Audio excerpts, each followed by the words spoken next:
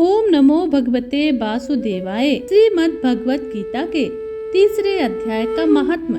भगवान श्री हरि विष्णु जी लक्ष्मी जी से कहते हैं, हे लक्ष्मी, जन स्थान में एक जड़ नामक ब्राह्मण था जो कौशिक वंश में उत्पन्न हुआ था।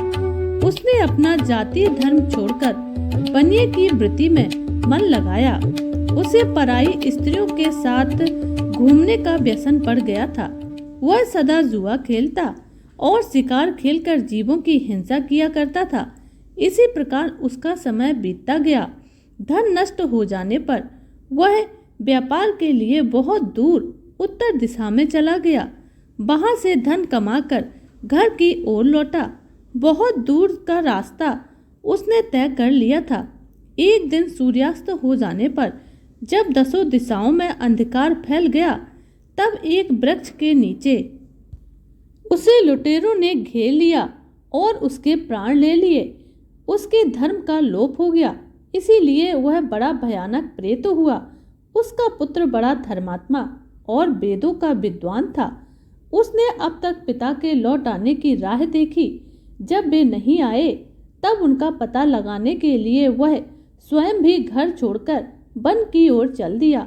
वह प्रतिदिन खोज करता, मगर राहगीरों से पूछने पर भी उसे उनका कुछ समाचार नहीं मिलता था।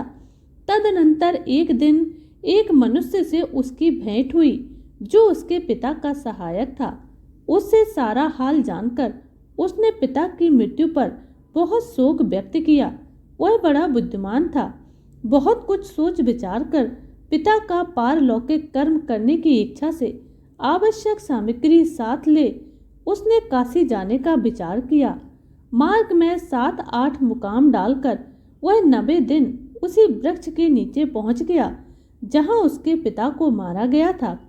उस स्थान पर उसने संध्या उपासना की और गीता के तीसरे अध्याय का पाठ किया।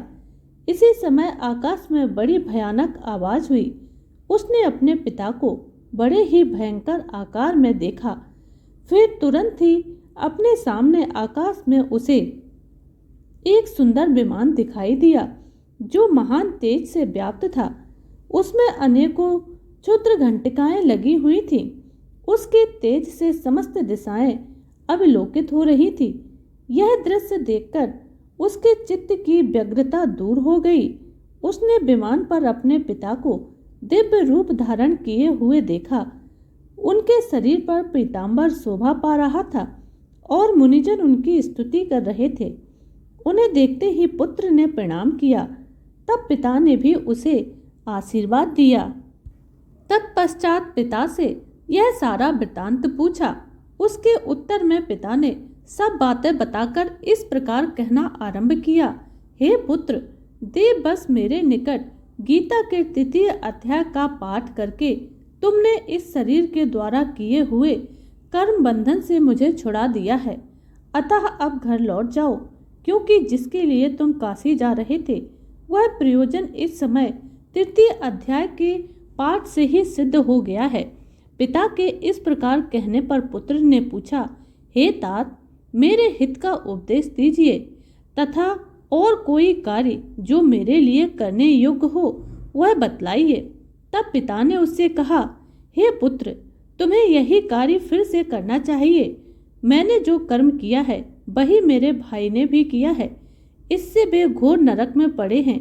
उनका भी तुम्हें उद्धार करना चाहिए तथा मेरे कुल के और भी जितने लोग नरक में पड़े हुए हैं उन सबका भी तुम्हारे द्वारा उद्धार हो जाना चाहिए।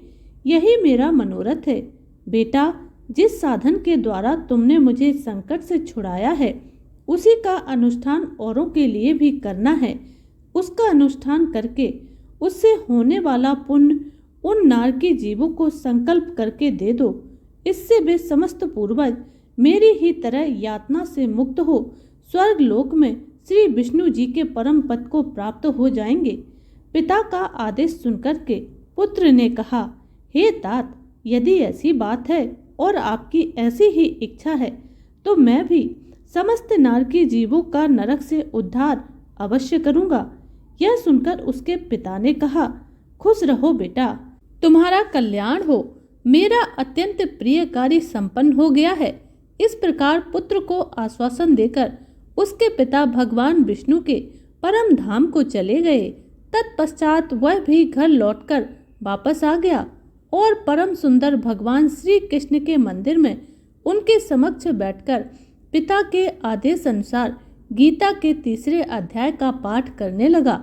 उसने नारकी जीवों का उद्धार करने की इच्छा से गीता का पाठ किया और उसका सारा संकल्प अपने पूर्वजों को दे दिया। इसी बीच में भगवान विष्णु के दूत यातना भोगने वाले नारकी जीवों को छुड़ाने के लिए यमराज के पास गए। यमराज ने नाना प्रकार के सत्कारों से उनका पूजन किया और कुशल पूछा। वे बोले, हे धर्मराज, हम लोगों के लिए सब और आनंद ही आनंद है। इस प्रकार सत्कार करके पृथ्वीलोक के सम्राट परम बुद्धिमान यम ने विष्णु दूतों से यमलोक में आने का कारण पूछा। तब विष्णु दूतों ने कहा, हे यमराज, शेष शैया पर शयन करने वाले भगवान विष्णु ने हम लोगों को आपके पास कुछ संदेश देने के लिए भेजा है। भगवान विष्णु ने हम लोगों के मुख से आपकी कुशल क्षेम पूछी है और यह भी आज्ञा दी है कि आप नरक में पड़े हुए समस्त प्राणियों को छोड़ दें। अमित तेजस्वी भगवान विष्णु का यह आदेश सुनकर के यमराज ने मस्तक झुकाकर उसे स्वीकार किया और मन ही मन कुछ सोचा। तत्पश्चात नारकी जीवों को नरक से मुक्त देखकर उनके साथ ही वे भगवान विष्णु के निवास स्थान को चले गए। यमराज श्रेष्ठ विमान के द्वारा जहाँ क्षीर सागर है वहाँ जा पहुँचे। उसके भीतर कोटि कोटि सूर्यों के समान कांतिमान नील कमल दल के समान श्याम सुंदर लोकनाथ श्री हरि विष्णु का उन्होंने दर्शन किया। भगवान का तेज उनकी सैया पर बने हुए शेष नाग के फनों की मणियों के प्रकाश से दुगना हो रहा था। वे आनंद युक्त दिखाई दे रहे थे। उनका हृदय प्रसन्नता से परिपूर्ण था। भगवती लक्ष्मी अपनी सरल चितवन से प्रेम पूर्वक उन्हें बारंबार निहार रही थी। चारों ओर योगी जन भगवान की सेवा में खड़े हुए थे। उन योगियों की आंखों के तारे ध्यानस्थ होने के कारण निश्चल प्रतीत होते थे। देवराज इंद्र अपने विरोधियों को परास्त करने के उद्देश्य से भगवान की स्तुति कर रहे थे। ब्रह्मा जी के मुख से निकले हुए वेदांत वाक्य मूर्तिवान होकर भगवान के गुणों का गान कर रहे थे। भगवान पूर्णतः संतुष्ट होने के साथ ही समस्त योनियों की ओर से उदासीन प्रतीत होते थे। जीवों में से जिन्होंने योग साधन के द्वारा अधिक पुण्य का संचय किया था, उन सबको एक ही साथ वे कृपा दृष्टि से निहार रहे थे। भगवान अपने स्वरूप भूत अखिल चराचर जगत को आनंदपूर्ण दृष्टि से आनंदित कर रहे थे।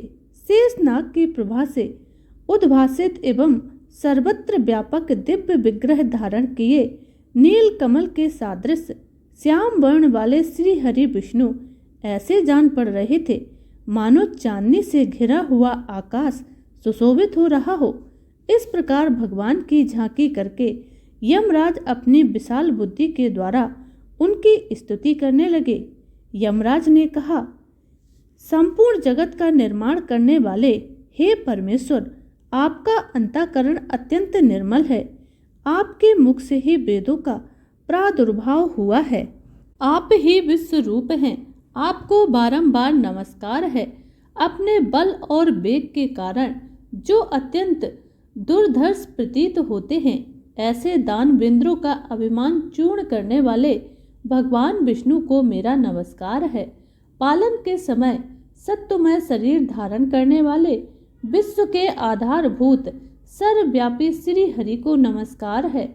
समस्त देवधारियों की पातक राशि को दूर करने वाले परमात्मा को प्रणाम है। जिनके ललाटवर्ती नेत्र के तनिक सा खुलने पर भी आग की लपटें निकलने लगती हैं, उन रुद्रधारी आप परमेश्वर को मेरा बारंबार नमस्कार है। आप संपूर्ण विश्व के गुरु, आत्मा और महेश्वर हैं। अतः समस्त वैष्णव जनों को संकट से मुक्त करके उन पर अनुग्रह करते हैं। आप माया से विस्तार को प्राप्त हुए अखिल विश्व में व्याप्त होकर भी कभी माया अथवा उससे उत्पन्न होने वाले गुणों से मोहित नहीं होते हैं। माया तथा माया जनित गुणों के बीच में स्थित होने पर भी आप पर उनमें से किसी का प्रभाव नहीं पड़ता है। आपकी महिमा का अंत नहीं है, क्योंकि आप असीम हैं। फिर आप वाणी के विषय कैसे हो सकते हैं? अतः मेरा मौन रहना ही उचित है। इस प्रकार स्तुति करके यमराज ने हाथ जोड़कर कहा, हे प्रभु, आपके आदेश से इन जीवों को गुण रहित होने पर भी मैंने छोड़ दिया है। अब मेरे योग्य जो कार्य हो उसे बतलाइए। यमराज के इस प्रकार कहने पर भगवान मधुसूदन ने मेघ के समान गंभीर वाणी में इस प्रकार कहा, हे धर्मराज, तुम सबके प्रति समान भाव रखते हुए लोकों का पाप से उद्धार कर रहे हो। तुम अपना काम करो और अपने लोक को लौट जाओ। इस प्रकार कहकर भगवान श्री हरि विष्णु अंतर्धान हो गए। यमराज भी अपनी पुरी को लौट आए तथा वह ब्राह्मण अपनी जाति और समस्त नार के जीवों का नरक से उद्धार करके स्वयं भी श्रेष्ठ विमान द्वारा विष्णु धाम को चला गया। तो बोलिए भगवान श्री हरि विष्णु की जय।